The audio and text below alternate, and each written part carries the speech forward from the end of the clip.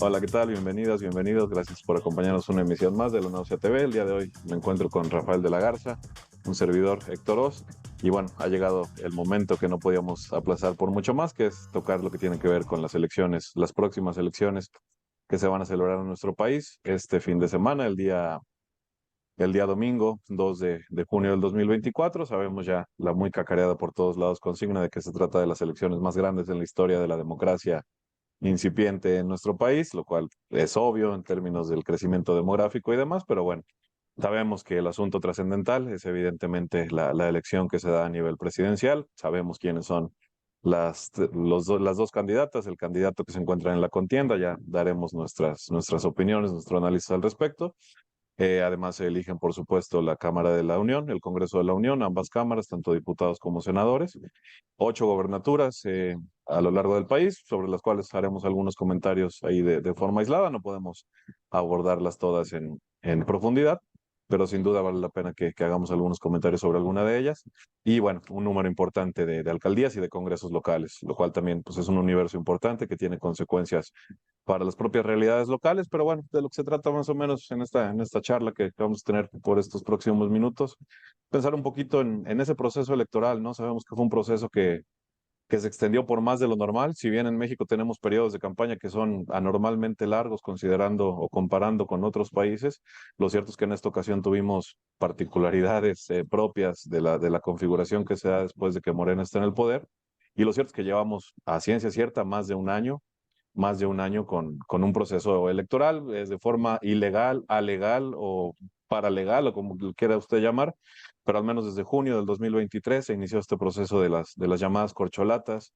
En septiembre, octubre del año pasado teníamos ya una candidata de Morena, y en ese momento, incluso desde este análisis, dijimos, desde este espacio dijimos que ya teníamos una candidata, una presidenta electa. Sabemos que los resultados de las elecciones presidenciales no van a variar. Así lo han mostrado las encuestas, por muchos bemoles, por muchos comentarios que podamos hacer al respecto.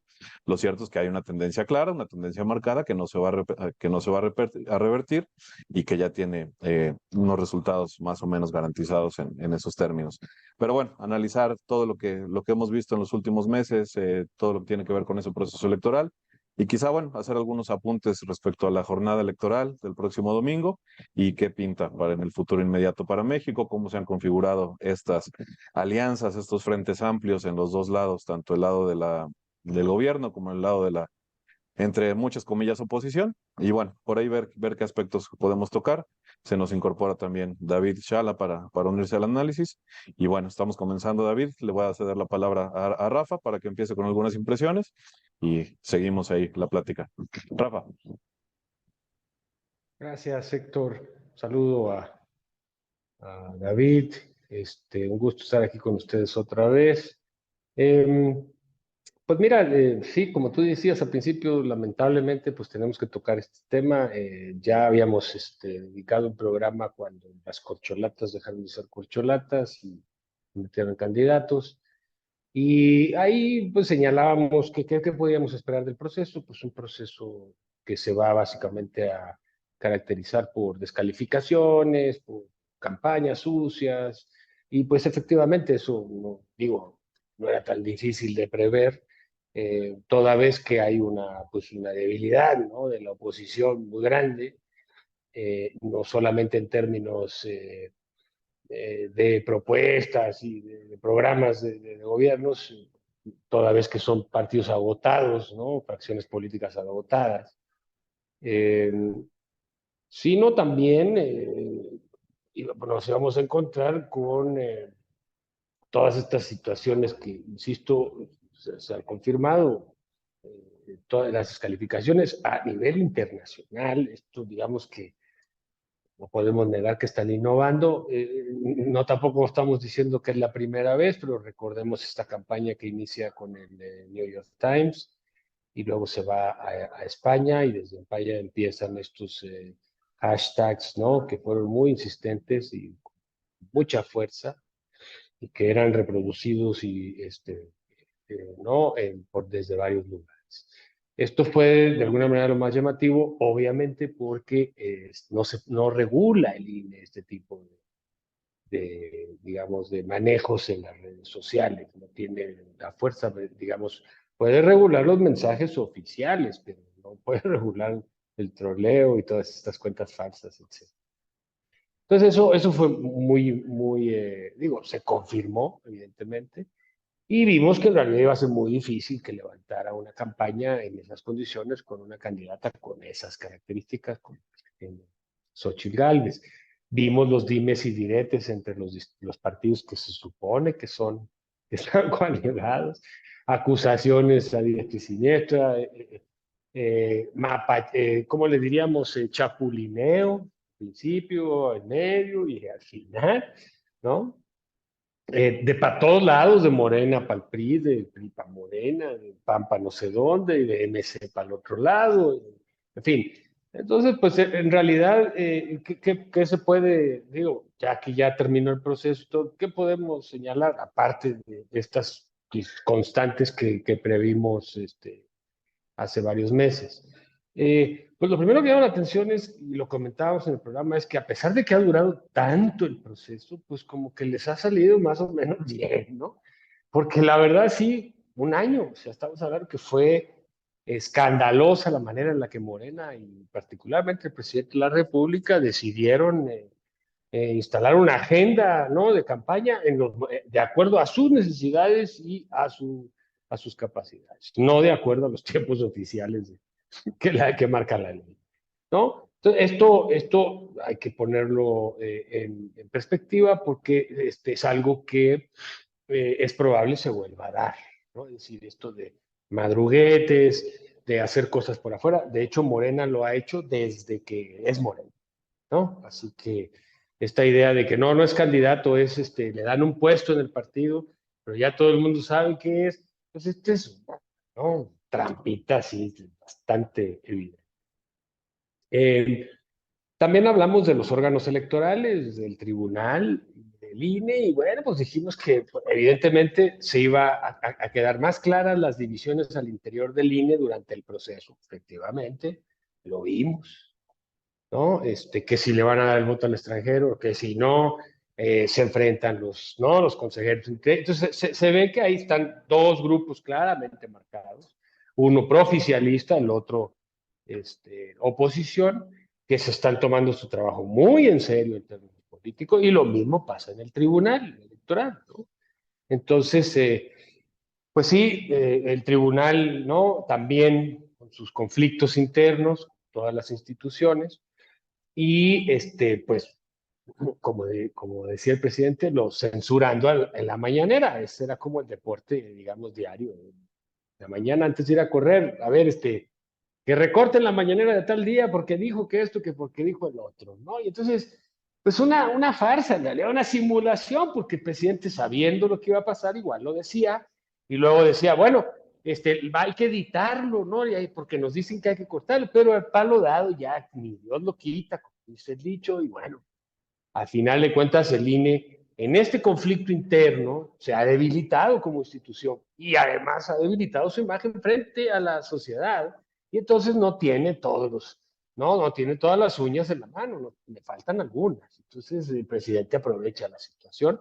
Lo mismo podemos decir del tribunal, precisamente pues rebasados ambos, el INE rebasado en términos de asesinatos de candidatos que no registran nada en la plataforma del INE, esta cantidad de candidatos que no pusieron sus datos que se supone tenían que poner en la plataforma. O sea, el INE nomás no rebasado. Y el tribunal también, porque a final de cuentas, pues lo que vimos fueron chicanadas, no, todo tipo de trampas y legaloides para burlar el marco jurídico electoral. Entonces, y a final de cuentas, pues lo más seguro, y esto lo diremos en la segunda parte ya como pues, qué es lo que viene, esta situación va a judicializarse y entonces vamos a ver ahí vamos a ver si el tribunal, porque bueno, pues hasta la Suprema Corte de Justicia anduvo ahí metida, ¿no? Su presidenta entrevistándose con el infame de Alito. Dices, no habrá uno más estúpido, no, pues agarró a Alito, ¿no? Y se vieron ahí en lo oscurito, Entonces, ¿en qué cabeza cabe que un actor político de un partido en campaña va y se reúna con una presidenta de la Suprema Corte de Justicia que está peleada con el presidente? Pero bueno, pues esas son las tipo de cosas que se dieron y que evidentemente no le ayudan a los tribunales, no le ayudan a las instituciones electorales. No, en absoluto. Y esto genera mayor perspicacia con respecto a los resultados. ¿Sí? Pero bueno, yo creo que el saldo es profundamente negativo, no solamente porque fue una campaña este, que en realidad el debate estuvo muy por debajo de lo que podríamos haber, pero también la violencia hacia los candidatos, la intervención de este actor, no institucional, no legal, que es los carteles del narcotráfico, es más que evidente, ¿sí? Y la verdad, se habla de veintitantos asesinados, otros tienen otras cifras, hablan de 40, en fin, ¿no? Hay varias cifras, sin mencionar a la gente que denunció por amenazas, a la gente que renunció y se salió, etcétera. Esto el INE lo denuncia, pero el INE dice que ellos no se pueden involucrar. Es una cuestión del Ejecutivo, es una cuestión de seguridad, y que ellos no están ni tienen como recursos ni capacidad para intervenir, y yo creo que tienen razón, no les corresponde. Entonces, el proceso electoral cada vez más deslavado, las instituciones electorales cada vez más desprestigiadas, no digamos los partidos políticos, incluyendo Morena, que pues en realidad vimos todo esto de las corcholatas, luego vimos todo el chapulineo, vimos todas las denuncias, etcétera. Y bueno, pues al final no gana la democracia electoral mexicana, y por más que haya roto el récord de la más grande y la más esto y la más el otro y la donde más se gastó dinero, pues en realidad los procesos electorales van cada vez más en decadencia, cada vez más violentos, cada vez menos, la gente más hastiada, ¿no?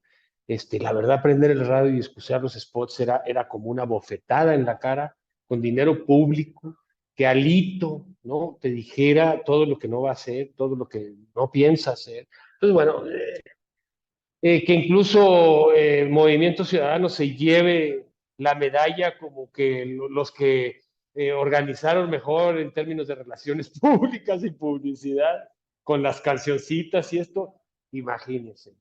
No hemos mejorado tampoco en el análisis de las campañas, más allá de encuestas que ahora sí están peor que nunca, las encuestas ya nadie se las cree, es impresionante, ¿sí? Entonces, bueno, yo la verdad no me parece que haya que festejar. Festejarán los que ganen, van a cobrar, pero los ciudadanos en general, este proceso electoral no fortalece su participación, no reivindica las cuestiones que la gente está pensando, ¿no? Sí, eso es lo que yo señalaría. La fiesta de la democracia, ¿no? Le decían hace muchos años cuando estaba en No, boga este discurso. Ahora, yo lo que diría es, retomando tus últimos comentarios, es que ni saldo negativo ni positivo, un saldo normal, un saldo más para todos los procesos electorales que hemos tenido. Por allí escuchaba yo hace ratito que decían, es que en México tenemos una democracia consolidada, simple y sencillamente por el hecho de que hubo dos transiciones en un periodo de 18 años, es decir, del PRI al PAN, del PAN al PRI, del PRI a Morena. Eso lo hace una democracia consolidada, pues miren, felicidades, qué bueno y qué bonita democracia, ¿no? Pero en términos de cómo se han manejado los procesos, lo que vemos son una serie de continuidades que se vienen arrastrando. Ya no hablemos del PRI de los 2000, desde los 80, desde los 90, esta forma tan burda de hacer campañas, estos discursos sin contenido serio, sin contenido político, no es absolutamente nada nuevo. Hay detalles nuevos, efectivamente, como lo que mencionabas que tiene que ver con esta vuelta en redes sociales, no todo lo de los bots, lo de la campaña de narcopresidente, que nunca se había visto tan acuciante, la participación de la Iglesia Católica, por ejemplo, yo la he visto mucho más involucrada, al menos en términos discursivos, que en otros momentos. siempre ha estado Pero, involucrada, Héctor, exacto, siempre se ha exacto. metido, Ahora es más pero vocal, vamos, porque se ahora fue muy presta. notorio. Es más vocal. Lo mismo, como decías, la reunión de Norma con Alito, pues seguramente los presidentes de los partidos se reunían con los presidentes de la Suprema Corte. Nada más que hasta eso, ¿no? Decae el nivel de los actores políticos y su inteligencia para esconderse un poquito más y no hacerlo en público y que los quemen a los 2 meses, ¿no? Pero en fin, Pax, ¿por dónde quieres que sigamos analizando por acá el tema? Bueno, yo quisiera partir con esta idea de que si bien es cierto, mucho se ha discutido de que son las elecciones más grandes de la historia, yo creo que también son las más grandes en cuanto al amplio número de dinero que se ha estado, digamos, hasta cierto punto en algunos candidatos que no se le ha puesto, digamos, un tope de todo lo que se ha gastado en publicidad, que también pues, sabemos que no se va solamente en publicidad, sino también hay mucho desvío de recursos. Y por otro lado, también es una elección que si bien es cierto, muy amplia en la historia, pero sin propuestas, que eso yo quiero retomar mucho lo que ha dicho Rafa, que pues prácticamente los candidatos se han puesto más a hacer propuestas de espectáculo, o sea, prácticamente los candidatos han hecho bailes, o sea, si lo vemos en redes sociales como TikTok, desde Claudia hasta Maines, bailando, cantando, haciendo espectáculo para tratar de amenizar de por sí que no tienen propuestas, pues tener un impacto a los jóvenes, porque también ese es otro punto importante. O sea, mucho del electorado que ahora se están disputando, pues son los jóvenes, ¿no? Esta base que está un poco, podemos decir, indecisa, si lo queremos ver así, pero es muy amplia el electorado joven, ¿no? Y por otro lado, también la presencia de estos vínculos que, como bien lo ha señalado, y uno de los que hace unas semanas me recuerda esta discusión que trajo el presidente cuando se le señaló de los vínculos que tuvo desde el 2006, ¿no? Con el narcotráfico, y principalmente con esta periodista Anabel Hernández, ¿no? Que me parece algo curioso que pues estos, digamos, esta información salga, sobre todo estos trapitos sucios, no solamente del presidente, sino de muchos gobernadores que están cabildeando en estos momentos para apoyar a sus candidatos, empiezan a salir esos trapitos sucios de vínculos con el narcotráfico, que no es algo nuevo. Obviamente, si lo vemos en la historia desde la década de los 70, pues estos vínculos han existido, ¿no? Obviamente, no comprobados, digamos, oficialmente, pero han estado estos vínculos, ¿no? Y yo creo que estas elecciones, pues si bien es cierto, van a ser históricas, porque así es como lo pintan los datos en términos históricos, pero son, creo que las elecciones más paupérrimas, si me podría decirlo, retomando el concepto en ese sentido de que no tienen, digamos, un sustento por parte de estas propuestas y lo que venga, ¿no?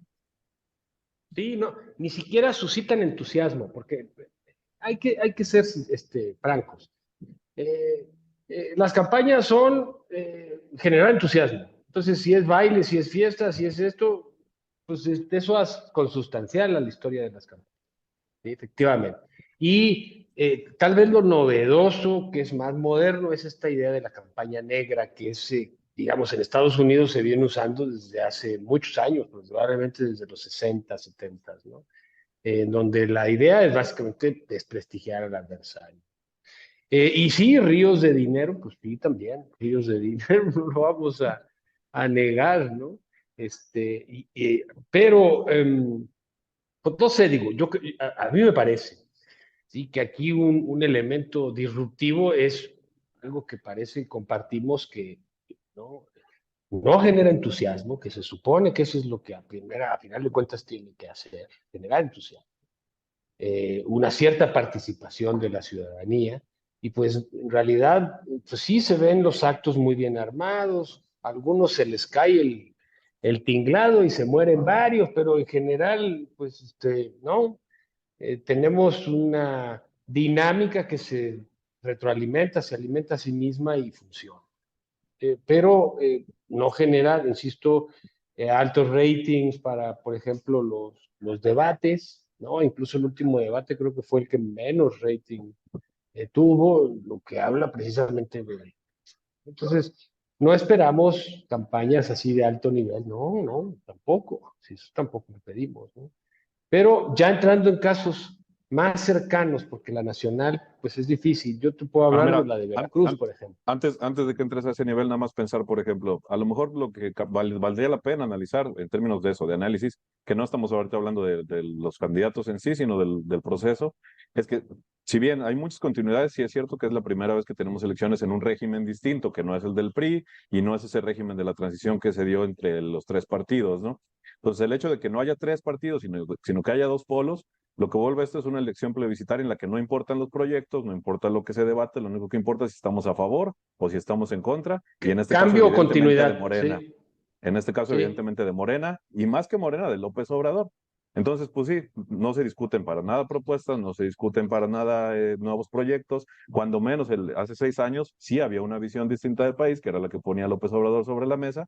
Ahora, lleva 6 años trabajándola y entonces en este momento lo que vamos a hacer son campañas muertas, campañas aburridas, no porque tuvieran que ser divertidas por naturaleza, ¿no? Pero efectivamente que no enganchan a la gente. Probablemente el No. abstencionismo se mantenga como siempre se ha mantenido, si no es que más, alrededor del 40%, añadiéndole cuestiones, una, ya hablamos de la delincuencia, y dos, cuestiones coyunturales y tontas si usted quiere, pero la ola de calor no va a ayudar para nada ese proceso electoral ese domingo, entonces todo ese tipo de detallitos, pero ver esos cambios, a pesar de todas las continuidades. ¿Conseguirá Claudia 30 millones de votos?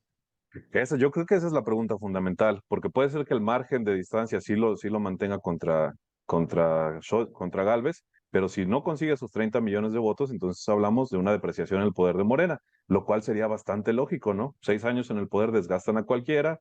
López Obrador No, perdió muchas alianzas que Claudia está intentando recuperar, pero veremos. Yo creo que esa es la pregunta clave y que se va a reflejar en el Congreso, que esa es la otra parte. Si porque no se además acercan. esa era la estrategia de la oposición. No, la oposición decía, es que la gente está molesta, la gente no le gustó, la gente que votó por Morena ahora ya no quiere votar. Eso es lo que no trataron de empezar a utilizar y efectivamente hay un Y bien o sector que mal está convence, molesto. bien o mal, esa Sí, campaña sucia convence, funciona porque funciona como dices, desde los sí, 70s. pero es que son 300 millones de votos para Andrés Manuel, 30. ¿no? Ujú. Entonces, 30 millones de votos para Andrés Manuel. Claudia no es Andrés Manuel. Y a Y pesar de bueno, que el yo presidente también esté atrás de ella, ¿no? Sí. Max.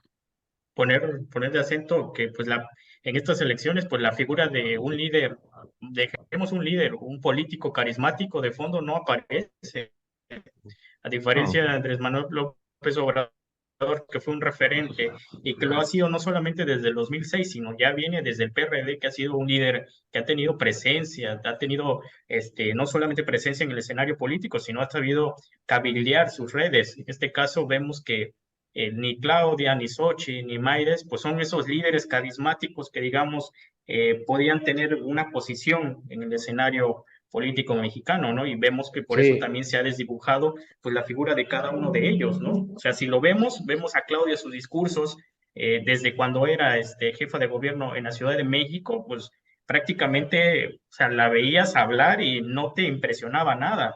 Xochitl, o sea, con todo lo que se le ha señalado, desde corrupción hasta las formas como ha mencionado, incluso Maines, ¿no? O sea, el evento que acaba de pasar, pues vemos que prácticamente la figura de un líder carismático no está dentro de, digamos, de estas sí, elecciones.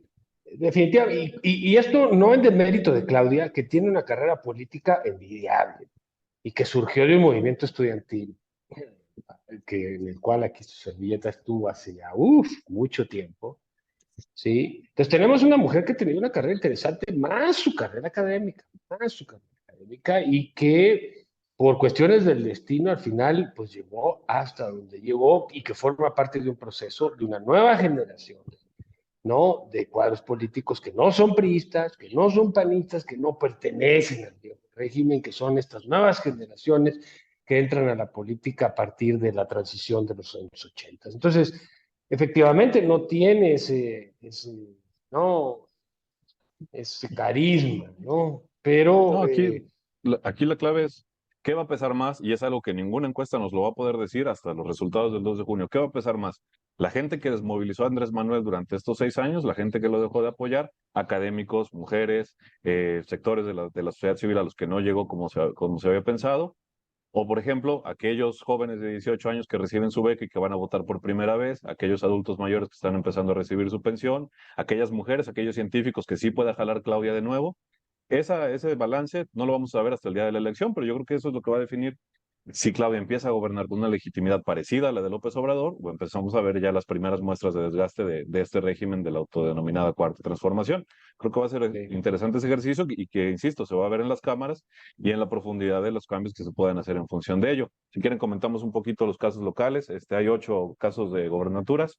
Las últimas No, encuestas mira, con todos sus yo te bemoles, sí. puedo hablar de, De Veracruz, del de sí, nomás Veracruz. por decir, parece que todos están definidos, salvo Jalisco, salvo Parece que Guanajuato, Guanajuato muy PAN, difícil, Jalisco está también MC, comprometido, Yucatán en el Yucatán, aire y el resto son Morena. pero parece que, pues nada, o sea, no va a haber un cambio en la correlación de fuerzas. Y en el Congreso, pues es más complicado porque ahí hay mucho juego local. Habrá que ver cómo termina. Yo creo que es muy poco probable que se logren los niveles que se lograron en el 2018. Yo lo veo poco probable por lo que ya dijimos, por la propia candidata, por el desgaste, por La campaña de la digamos, la oposición, beligerancia y la campaña tenaz negativa de la oposición. Entonces es las difícil. malas alianzas, los malos candidatos de Morena. Pero algo que tú comentaste y que es importante tener en cuenta es que este país sigue siendo un país presidencialista y al final de cuentas, pues esa es la madre en todas las batallas y es por eso que hay tanta crispación en la oposición, ¿sí? Y en el caso, te digo, de Veracruz, fue como que de repente nos echaron 30 años para atrás el reloj, 20 años para atrás, los periódicos chayoteados a lo bestia, ¿no? Unos a favor de Morena, los más a favor de la oposición, Sí. con un golpeteo tremendo de falsedades, ¿no? Con el cinismo de Yunes Linares, de todos los Yunes, porque todos han estado en el poder, ¿no? Y creo que en realidad aquí la gente cansada, la gente ya no quiere saber de campañas y pues sí, a mí no me gusta la gobernadora, pero pues yo no voy a votar para que regrese el PRI. Esa es una parte muy clara de gente que no está dispuesta a hacerlo. Y veremos, ¿no? Las encuestas que son difíciles de creer, pues hablan de que se ha cerrado un poco. Yo no lo sé, la verdad, es muy difícil saberlo. Las encuestas, insisto, cada vez más, o sea, encuestas cada vez más mentirosas. No olvidemos que cuando ganó Fox, todas las encuestadoras le daban el triunfo al Ah, sí. candidato del PRI.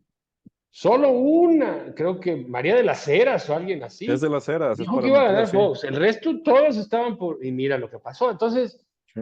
dentro de todo este espectáculo electoral, estas encuestas encuestadoras son un caso. Híjoles. No, y otra cosa, porque para no dejar de mencionarlo, hay 10 casas encuestadoras, 20, pero en Facebook vemos 500 encuestas distintas. Ojo, el hecho de poner una imagen que diga encuesta no quiere decir que sea una encuesta, No, no, pues, todo ni pasa en las siquiera te redes dicen cuál es sociales, la que se les metodología. olvida, y entonces ni todos son las oficinas de gobierno, ni todos son las redes sociales, porque la gente luego, por ahí hay mucho que ocurre por fuera de las redes sociales. ¿Cuántas cuentas de Twitter hay en México?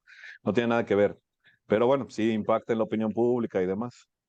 Ahora bien, por último, yo nada más para dejar ahí el buscapiés, dos sexenios para el PAN lo mataron.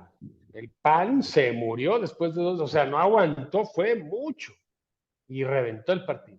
Este es el segundo sexenio de Morena.